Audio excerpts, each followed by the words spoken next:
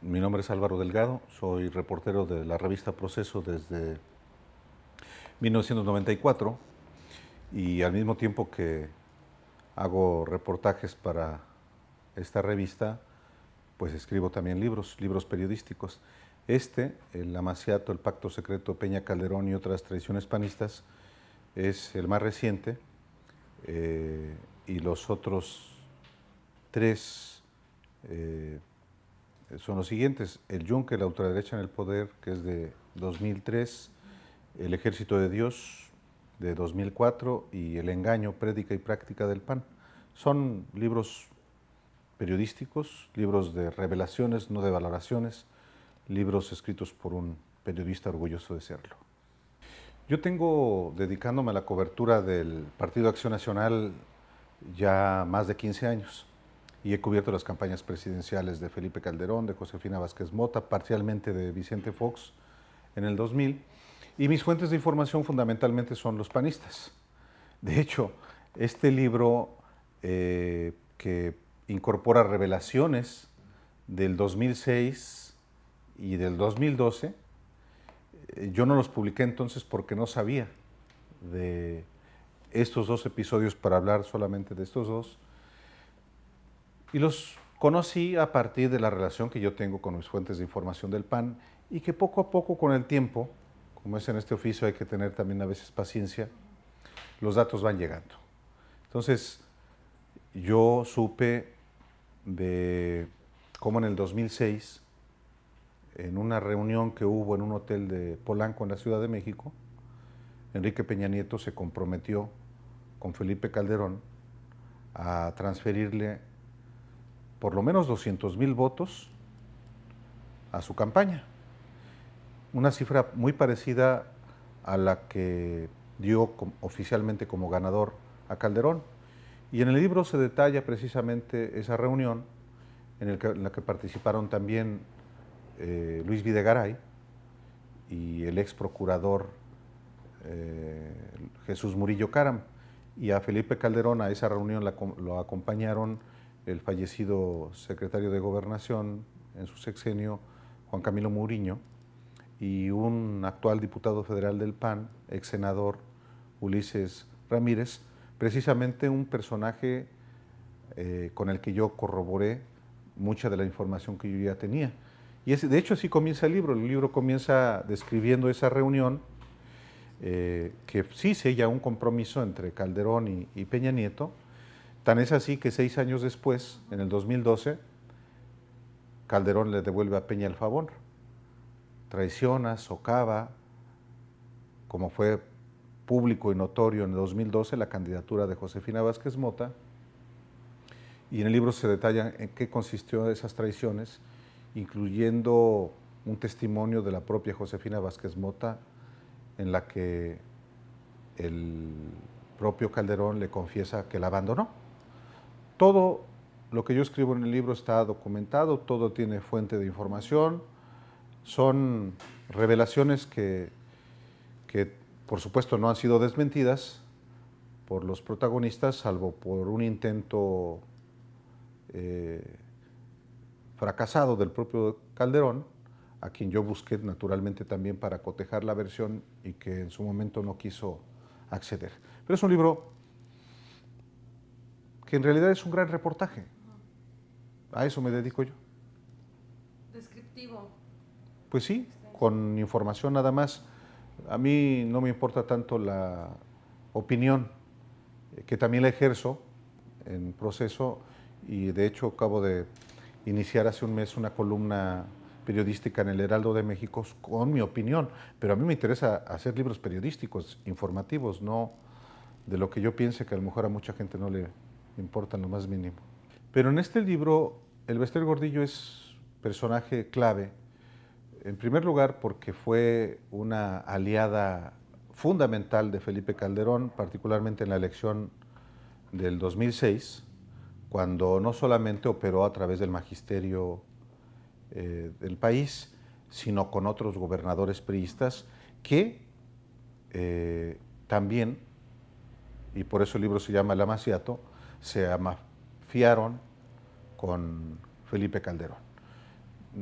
Eugenio Hernández, naturalmente, de Tamaulipas, el exgobernador de Sonora, Eduardo Burz Castelo, Natividad González Parás, de Nuevo León, Mario Marín, de Puebla, Ulises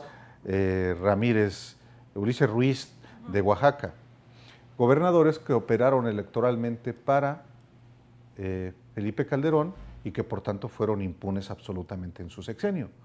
Y no solamente ellos, sino y la propia profesora Gordillo, que fue finalmente la rectora de la educación durante el sexenio de Calderón, teniendo a Josefina Vázquez Mota como secretaria de Educación Pública realmente como un florero. Sí. Y claro, el Bester es relevante también en otros episodios del país, ya con Peña, y su propio encarcelamiento, que más que un asunto de justicia, fue más bien un asunto de venganza política. No fue un acto de combate a la corrupción y a la impunidad, sino más bien un ajuste de cuentas entre facciones políticas. En el sexenio de Felipe Calderón, si hubo una empresa beneficiaria de medios de comunicación, fue Televisa. No solamente en términos de publicidad gubernamental, que en el caso del sexenio de Calderón fueron alrededor de 7,000 millones de pesos al año, solamente en esta materia. O sea, para que la gente entienda, un avión presidencial como el que tiene Peña, se lo gastaba Felipe Calderón en un año. Hoy Peña está gastando más. Sí. Pero también Televisa fue beneficiaria de muchas decisiones que tomó Calderón. Y lo curioso es cómo este presupuesto público enorme que Calderón destinó a la publicidad gubernamental terminó beneficiando fundamentalmente a Enrique Peña Nieto, que a su vez también es una enorme inversión publicitaria desde el Estado de México como gobernador.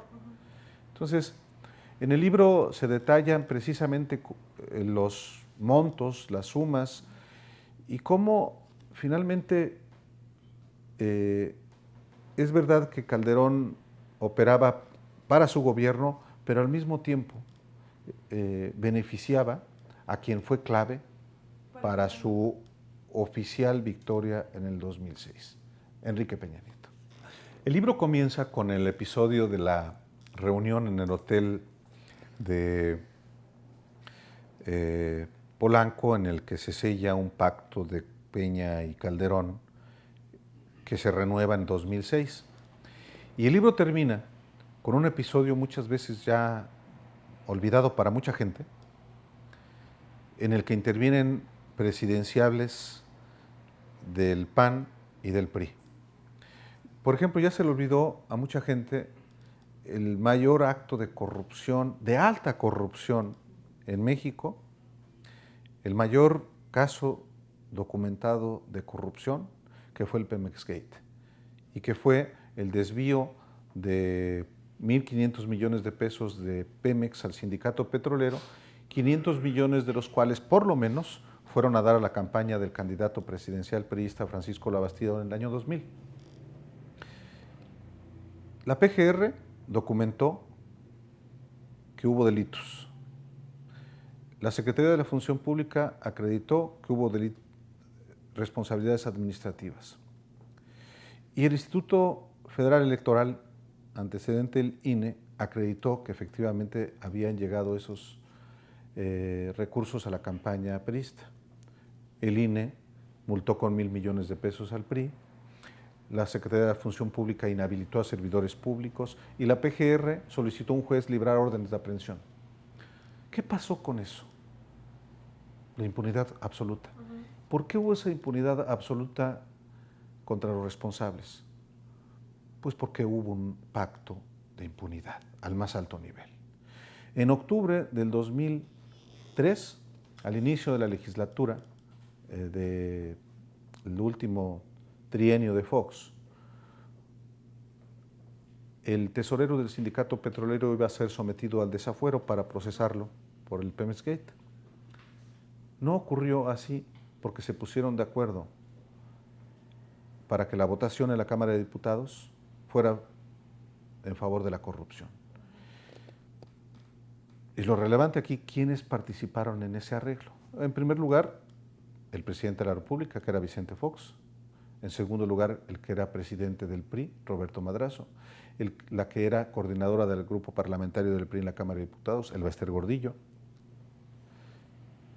Y el operador de la exoneración del tesorero del sindicato petrolero es un personaje que a lo mejor suena conocido. Era el director jurídico del Comité Nacional Priista y diputado federal Miguel Ángel Yunes Linares, hoy gobernador de Veracruz, del PAN. La coordinadora, pues era el Bester Gordillo. El secretario de Energía, que también entró en el acuerdo, Felipe Calderón. El coordinador del grupo parlamentario del PAN, Francisco Barrio, el que descubrió también el Pemex-Gate. La vicecoordinadora del PAN, Margarita Zavala. Y también votaron a favor de la impunidad el expresidente del PAN, Mario Fabio Beltrones, del PRI, el actual secretario de Gobernación, Miguel Ángel Osorio Chong, y otro priista muy allegado al Bester Gordillo, que se llama Rafael Moreno Valle, que era diputado priista y que después fue senador y gobernador de Puebla del PAN. Entonces, hay que retroceder a veces un poquito en el tiempo para entender por qué en México están tomándose las decisiones que se toman, como por ejemplo el Pacto por México, que acredita lo que es hoy el PRIAN. La confabulación muy clara es, por ejemplo, el Estado de México. En el Estado de México, claramente, el PAN y el PRD pudieron haberse unido y hubieran vencido al PRI, sin Morena. ¿Por qué no lo hicieron? Pues porque en el Estado de México el PRD está controlado por el gobierno priista de Rubiel Ávila y de Peña Nieto. Y también el propio Partido Acción Nacional. Por eso no se unieron. Insisto, no con Morena. Yo en el libro hablo desde Josefina Vázquez Mota, candidata presidencial en el 2012 y ahora futura candidata derrotada en el Estado de México.